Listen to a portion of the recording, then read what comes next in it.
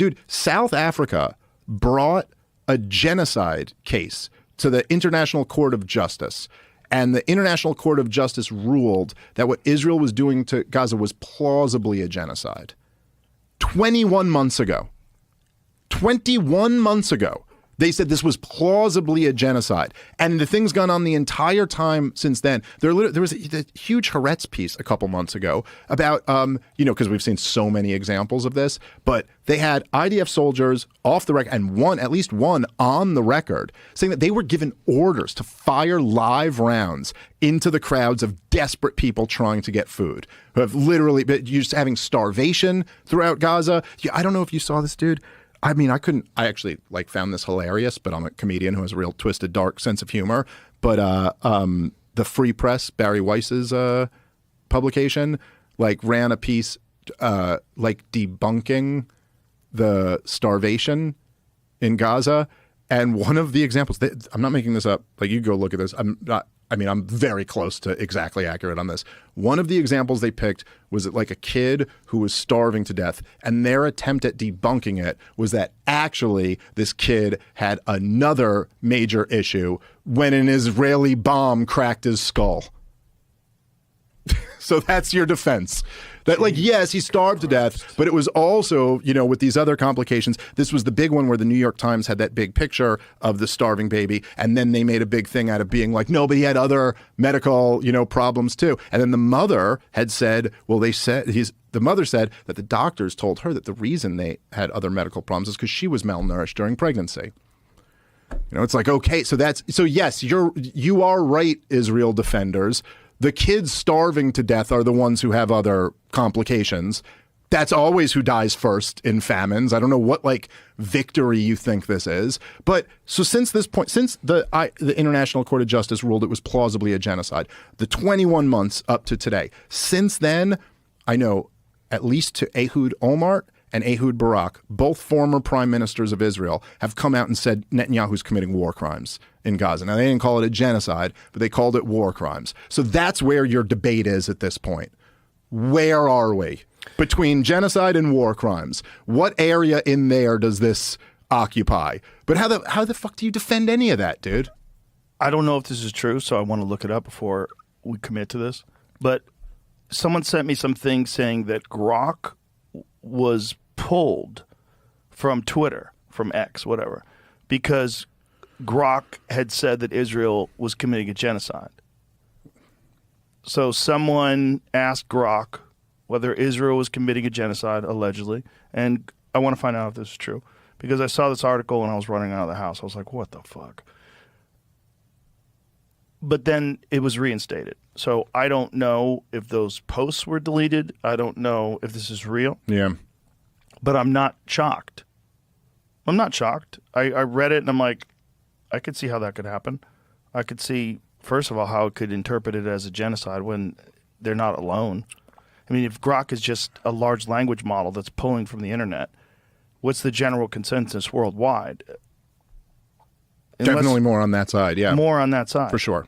And then if you look at the sheer numbers of people that have died, which we don't even really have an accurate count of, what is the number? What's the number of casualties now? Yeah, well, there was just a so here it is. It's the only really good article I could find on Brock account briefly suspended on X. Okay, what does it say here? The reason for Grok's brief suspension on X was August 11, 2025, remains unclear as no official statement from X or XAI has been provided, the bot said when asked why its account was removed. However, Grok itself claimed in now deleted posts that the suspicion was due to comments it made accusing Israel and the U.S. of committing genocide in Gaza, citing sources like ICJ, International Council of Justice rulings, UN reports, Amnesty International, and I don't know how to say that word. B'Tselem. These posts were flagged for violating X hateful conduct rules, the statement added. The press team for stating... That's just so funny, dude. This is so crazy. The press team for X did not immediately respond to the Hill's request for comments. Users have criticized Grok for providing anti-Semitic responses to questions in recent months. What anti-Semitic responses? However, X's owner, Elon Musk... Well, lost you for a second. Ex-owner Elon Musk said in a Monday post the bot's account removal was just a dumb error. Grok doesn't actually know why it was suspended. Is he Grok? He's like, me don't know. Me don't know why we was actually suspended. Upon its reinstatement, the Grok account wrote, Zup, beaches, I'm back and more bass than ever. Okay. Did anybody ask it again? Why don't you ask it right now?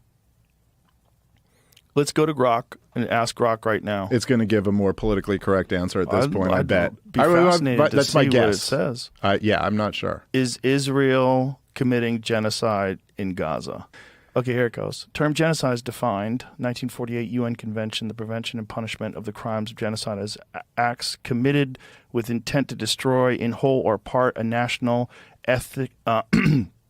ethnical, racial, or religious group. These acts include killing members of the group. Okay, the ongoing conflict in Gaza stems from, I get it, I know what that is. Okay, allegations of genocide, prohibited acts, intents. So it's giving you a very nuanced response. International Court of Justice, in response to South Africa's case filed in December 2023, ruled in January 2024 that genocide claims are plausible and issued provisional measures ordering Israel to prevent genocidal acts. And this is quite a while ago in 2023. Mm-hmm. Okay, scroll down. Yeah, I don't know, man. It sounds like a different answer.